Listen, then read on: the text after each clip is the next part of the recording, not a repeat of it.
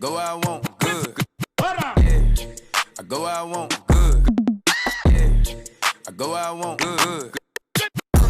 Hey y'all, welcome back. This is, I think, my 5th home buying / Naca video, and I just want to come to y'all, update y'all, let y'all know what's going on in the process, where I'm at, what's taking place, because some things have taken place that I haven't updated yet, so I apologize. But my last video, I would say, was about 2 weeks ago, so let me bring y'all up to speed. Let me give y'all some info. Forgive me if you are new to my channel and you are seeing my face for the first time. Thank you for tuning in. My channel is not home buying and Naca like focused, but I have created a playlist for this new journey in my life. So if home buying, home owning, Naca, that type of process or that information is something that you're interested in, feel free to follow me, because I am going to continue to upload my journey, giving you guys information from a real person, my opinions, my ups, my downs of the home buying process. I'm a first-time home buyer, so all of this is very, very new for me. So I'm choosing to just document my journey here on YouTube. I also post a lot of things that have nothing to do with home buying and Naca. So feel free to just give a look on all my other videos and things that I share. But yeah, like I said, welcome to my channel. And also, if you are already subscribed, thank you. I appreciate y'all. Y'all already know I appreciate y'all. Y'all, we already there, so you know what I'm saying? But I do feel like I need to remind y'all that I see my day ones and I appreciate y'all. So yeah, I'm just a woman who has decided to embark on the home buying journey and has chosen to document my journey for myself and to help anybody else who may find some help in the information that I share.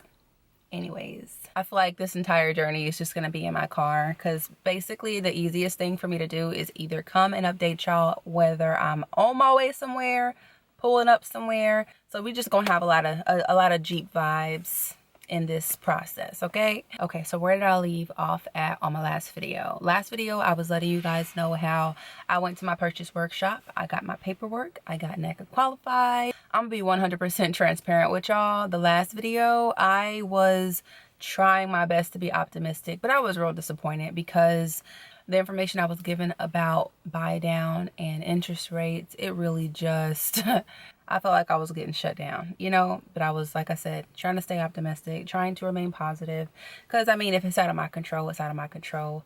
It is what it is, right? What was I gonna do, change it? But I still definitely reached out to my mortgage counselor just to get some clarification. So today is Saturday, October the 26th. It's exactly, I would say, like 2 weeks from my last video. My last video was Friday, October the 11th. So it's Saturday. It's like 2 weeks and a day from that video. On that same day, I did email my mortgage counselor a pretty lengthy email because I had some questions. And before I could see myself going out looking for houses, even calling a real estate agent, or moving on with the next step, I needed to feel like I knew what was going on.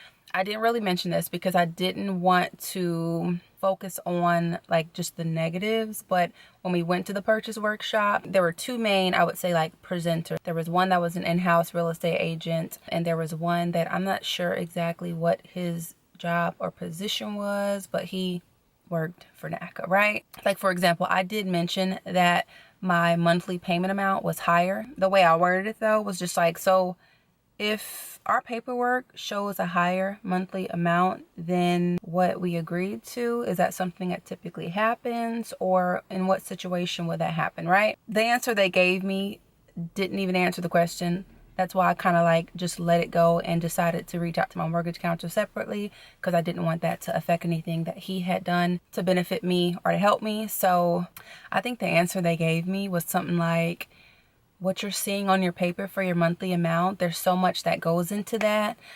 So we'll get into that. And I was just like, you don't get what I'm asking. And not only that, it felt like a lot of questions I was asking, including the buy down question, they felt like almost irritated by the amount of questions, which I'm like, I'm buying a home.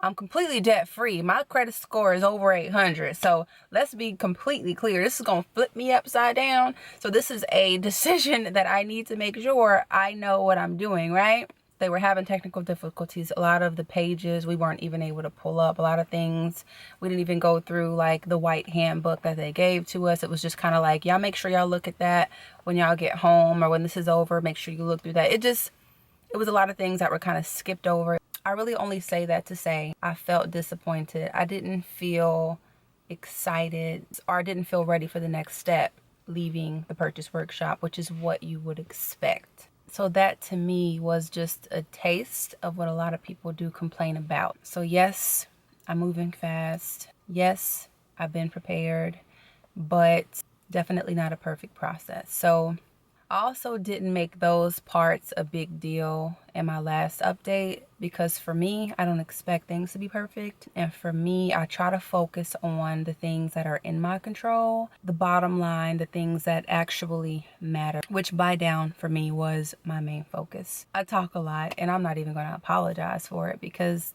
this is a part of my journey that I want to make sure is clear and understood. You will probably end up getting different answers from different people in Naca, and it's a confusing part. And this is the part that I'm navigating now, because like I said, leaving that meeting, I got on my email and I typed up a very lengthy email to my mortgage counselor, and I had some questions. And in short, I questioned why my monthly amount was higher. I questioned the payment shock that shows up. I questioned the buy down. I also questioned that on my paperwork, it also shows I have a different mortgage counselor. So I wanted to make sure that that was correct. My email was long, but it was pretty direct. Hey, thank you so much for, getting me to this point. You have been amazing. I have a couple of questions. If you could answer them for me. Boom, this, boom, this, boom, this, boom, this. I think I sent that the same night or maybe the next day. They don't work on the weekend, so I didn't expect a response then. So Monday, he did respond to me, and his response was really a breakdown of answering each of those questions. Y'all, I'm not going to give any particular names. I'm sure for security reasons, I can't show like my emails. I don't even want to get into any of that type of thing, but I'm going to kind of tell you what his response was to me. And it definitely reeled me back in and helped me understand a lot more things, right? My email was long. His response wasn't as long, so I'm just going to read back what he explained to me. Good morning. The underwriter felt that you have a strong file and approved the higher amount based off of paid off debt. It's better to give you the higher option now versus having to resubmit you later for a higher amount should you not find what you want in the agreed payment. And that's honestly, like I said, that's what I thought. I thought that he was just kind of looking out. And I'm sure something like this is completely situational, but I'm thankful he broke it down as to why it was done. And also I'm thankful that I have that option if something changes without me having to start all over. So, oh my God. Thankful. He also let me know, he said, correct, I'm no longer your counselor, but you can continue to reach out to me with any concerns or questions you may have. So he's a mortgage counselor. He kind of helps you with getting in the process of getting qualified. Then the counselor that I currently have, which I haven't actually reached out to yet, which I probably need to do that. Like, it's been 2 weeks and I haven't gotten any hello or email from that counselor. I'm not sure how they operate, but I'm probably just going to email him and introduce myself, I guess, and see how that goes. Hopefully he's as good as who I previously had, but he's more on the home buying side, working with the banks. So, and lastly, what he did explain to me is you are a targeted member, which is considered a priority. There's priority and then there's non-priority. Non-priority means that you are kind of limited to areas in which you can purchase in. Let's say you're one person and you make a lot of money. If you make over a certain amount of income, then you're going to be considered non-priority, because NACA is focused on those who, make a moderate amount, don't make a lot of money, but need help with home assistance. Now, they're not going to say no to you if you make a lot of money, right? But they are going to limit you to where you can purchase, simply because of their main focus being those who actually need the program. I fall in line of that, I guess. So now typically you'll see couples, you'll see 2 people, you'll see 2+ people buying homes together. So their income together, that could be a big reason why they would become non-priority. Being priority is a benefit because you don't have those limits. I actually remember when I had my first intake meeting, he was letting me know that I'm priority. You have to be, I think, under 80% of the median income. Don't quote me on that, but he literally said I was maybe at like 79. And so basically I was right at being priority. So yes. I'll take it. So with that explanation, with that knowledge, he says you are a targeted member, a priority member. So you may buy down your interest rate way more than 5 points. I guess what they failed to explain to me in the purchase workshop is that the 5-point buy down change is for non-priority members, not priority members. I guess the part that just made me feel like there was no hope, or just to believe what they were saying, it was multiple people. Like, it was both the in-house realtor and the person leading the Naca workshop. So I'm still not 100% sure. However, I do trust what my mortgage counselor says. Me just being the overthinker that I am, and, you know, having some trust issues. You know, I did a little bit more research after him telling me that I would still be able to buy it down more than 5 points. I mentioned Tim Trumbull in my last video, and he's like Naca's online operations. He answers a lot of questions on forums, and he kind of confirms things in the Naca process, right? So I did notice that the things I was looking up, where he was confirming, yes, this is a new policy, you can only buy down 5 points, it was being specific to non-priority members. So just to clarify and just to confirm, what it seems to be is non-priority members now have that buy down limit, and priority members can still buy down your interest rate below 1%. Anybody in the Naca process, anybody that is closing right now, anybody that has been given any additional information, please feel free to comment below. Keep me in the know as well. Like I said, my mortgage counselor seems very knowledgeable, and I do trust what he's saying, but things change. So if anybody knows any more additional information on that, please comment below. Let me know. I'm here to help as much as I can. If I can get some help, I would appreciate it too. So yeah, it was a Monday, October the 14th, where I felt a little more at ease. You know, I allowed myself to kind of settle in the idea of the next step is going to look for a home. That is when I reached out to my real estate agent. She has already been Naca qualified, and she was referred to me by the person who brought me into Naca to begin with. She's been in the business for a very long time. All of her reviews have been very, very good, saying she's personable, looks out for your best interests, and it's just been nothing but good reviews. So I reached out to her.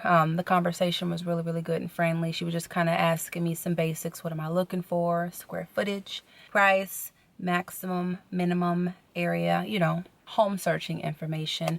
She also asked me for things like my Naca ID and, you know, just some basics, because she has to reach out to Naca to say, hey, I am going to represent this person. This is going to be my client, and I will be her realtor through the Naca process. She sent me over some forms to sign just to agree to allow her to be my realtor. I was kind of nervous about that because I haven't met her just yet, but she was personally recommended to me. I got good vibes over the phone with her and her reviews, so I just took a leap of faith, signed that, and I'm now working with an outside realtor to start my home searching process. I have been saying a lot has been going on outside of home buying, home searching, the whole Naca situation. I've been putting a lot of my focus over the last few weeks into a job position that I applied for. Long story short, I didn't get the job. That's a whole nother story, a whole nother journey. But as it applies to my home buying process, like focusing on the positives of what that would have meant if I did get it, I would have had to resubmit my information again. I would have had to start from scratch, and I probably wouldn't come in as a priority member anymore, because that would change my pay. As great as it would have been to get the job, and as much as I actually really wanted it, it would have been a negative in this process. It would have been something that would have prolonged or completely changed my circumstances. So, like I said, focus on the positives, focus on the things that I can control. That's one thing that's been taking a lot of my attention for the past few weeks. So while I'm not like done trying to further my career and focus on that aspect of things, gives a little bit more time and attention to the home buying process. So yeah. Look, while everybody's dealing with cold weather and snow, I'm still in Florida and it's hot. So y'all might hear my air conditioner because I'm like starting to sweat, and That's not cute, yeah. Anyway, okay.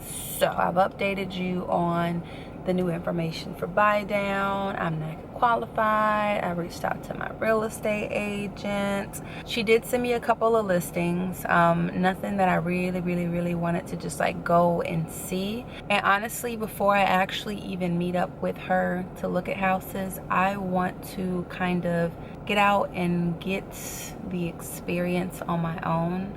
I'm not sure if anybody else is like this, but I feel like I need to have one-on-one with the idea that I'm actually out here looking for homes. So I don't want to have somebody with me, or the awkwardness of feeling like I need to move faster or having opinions and all this. So, and maybe it's just like my introverted personality. Like before I get into setting up dates and appointments to go see houses with a real estate agent, I want to be able to just do things on my own time, my own terms, and just get comfortable with the idea of home searching. I don't know. Hopefully that makes sense. If it doesn't, whatever. So, but she has sent me a couple of listings, some that are good, and the site that she has me linked into give you more details specific to the house, right? So you'll have one house that is cheaper, but the taxes on it are $400 a month.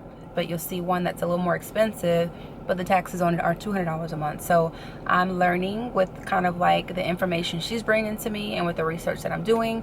So much plays a part, so I haven't really been wanting to just jump on anything just yet, because nothing has piqued my interest to the point where I just like, oh, I need to see this, oh, I need to make an offer. I also don't want to waste anybody's time, right?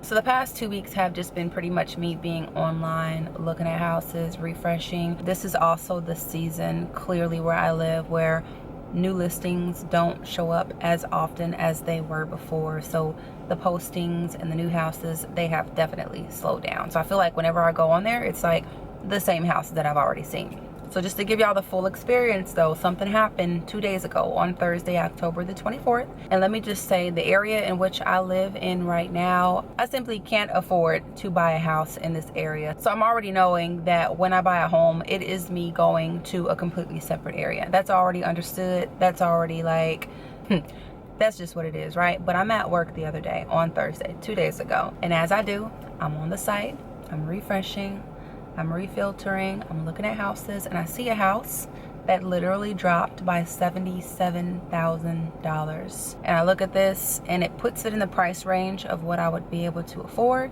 And it's literally, y'all, across the street from where I currently work, right? Across the street. One break while I'm looking at this, I am at work. I also see that it is an open door house, so I could literally go there, walk in, and see it right away. So I get in my car and I hop over there. I did record myself on my way there just because it was a lot going on in my head, in my heart. It was confusing for me, but it was also very exciting, I guess. I'm gonna insert that now, and I'm gonna come back and just update y'all on how that actually ended. Okay, so I'm looking crazy right now. I'm on lunch break, right? And I'm just like looking on my computer at houses, refreshing, things look the same. And this house in the neighborhood that I currently live in was dropped by like $77,000. I think that's like a red flag or something like that, right? But where I live right now, the neighborhood, buying a house is simply out of the question. So the fact that that popped up, it's like right across. I got like 15 minutes left on my lunch. I don't even know what I'm saying right now, but I don't know. I'm just going to go see it. It is conveniently an open door house, so I can just walk in and take a look. So that's what I'm doing. I just wanted to give y'all a little update. Doesn't have the open concept, doesn't have this, doesn't have that, but it's a good square footage. It's a good home, and it is in a neighborhood where I would be able to really build some type of equity. So like, it would really just be a smart move if there's nothing like crazy wrong with this house. Like building equity, I would enter this house with equity. Again, who knows? I might go there and somebody already put an offer, but it's a crazy situation and deal. So before I go into it, I guess I wanted to give y'all my fresh thought process and fresh thoughts, I guess. I don't know. What is it? October the 24th. Yeah, October 24th. And I'm just driving on my last 15 minutes break to hop into this house and see what's going on.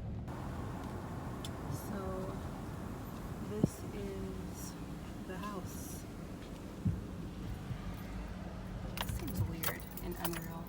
So I thought I was recording when I was inside of the house, but I guess I didn't record any of that. The moment I went into the house, there was already a agent there, I guess for the company that listed the house. And first thing I said was, why was it dropped so significantly? And she was like, the roof needs to be completely replaced. You can't even have insurance on this house until the roof is replaced. And I was like, roughly, do you know how much that would be? She was like, about 10 to 20,000. I don't think replacing a roof would really be fully $20,000, but let's just say even if it was $20,000 to replace this roof, you're still talking about a $57,000 drop on the house. So that would still allow me to buy it in that area. For me, the main thing was the equity that I would be getting immediately on buying this house. It was really just too good to be true.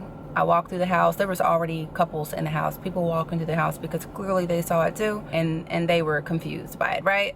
This was not a fixer-upper house. This house was in an HOA area. This house was 1,800 square foot. Like, this was a good house. Honestly, it wasn't like my choice of floor plan. You know what I'm saying? It wasn't like a home that I'm like, oh my God, I can see myself doing this, see myself doing that. I got her business card, I left the house, and I emailed my real estate agent. She emailed me, and I just ended up calling her. And this was like my first real conversation with my real estate agent. And y'all, she made me feel so comfortable with the situation. You know, I told her about it. She pulled it up, and she was giving me specific information like, you know, I see that this one has this, but it doesn't have this. Like, you know, the taxes are this.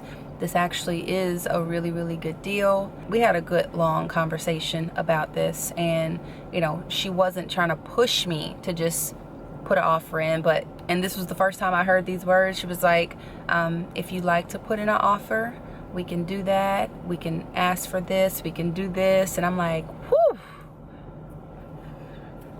I didn't really expect myself to be even hearing those words, or like, it felt real to me. It felt so real to me, y'all, because we were talking about earnest money. We were talking about seller contributions. We were talking about the amount that I'm going to offer. We were talking about a lot of specifics. And this was the first time where I had to like pause and be like, whoa, this is really real. But this was a situation where if I don't put an offer in, somebody else would. So I'm racking my brain. I'm on the site, I'm going through the pictures, I'm putting the address in, I'm looking at if it was a foreclosure, I'm looking at as much information as I possibly can. I told her, let me sit with it for a second and then I'm gonna message you. I literally had the text message typed up. You know, I was like, I'm ready to put in an offer. I didn't feel sure, like something just didn't feel right? So I deleted that message, and then I texted her. I said, look, I know that I'm risking losing this property, but I am going to sleep on it, so I'm not going to make a move at this time. And her response to me was, if that's what you need to do, you must be comfortable with your decision. She said, you can't lose what's not for you. It will be fine. And honestly, like, that just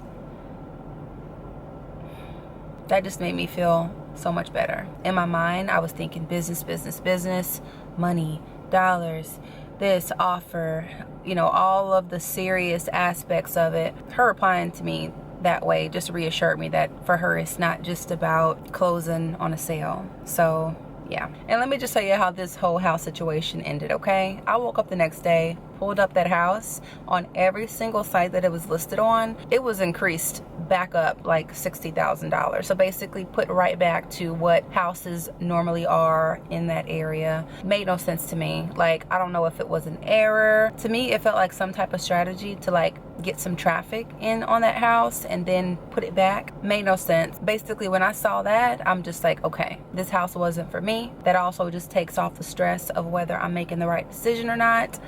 Click, close, moving forward. But because that was technically my first situation of home buying while out here on the house hunt, like, I needed to share that. Not only was it a weird ass situation, it also allowed me to kind of know more of what my realtor is about, as well as how serious this can get when one day you wake up not thinking that you are going to put a offer in on a home, but at any given time from here until I find the home that I choose to be mine, I could wake up not thinking that I'm gonna choose a home. But it could easily turn into, I think I want to make an offer, or I think I found the one, or it's a lot. I got a little taste, and while that one was crazy and it didn't work out, it also kind of like made things a lot more real for me. So Look, I talk so much, my battery is dying.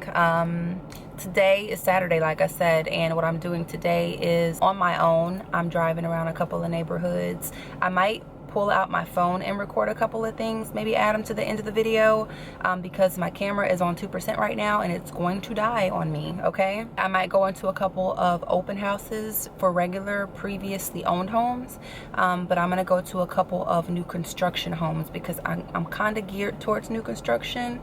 I'm kind of wanting to do new construction, but I have other reasons why I kind of want to do previously owned homes, not too old. But yeah, batteries are gonna die.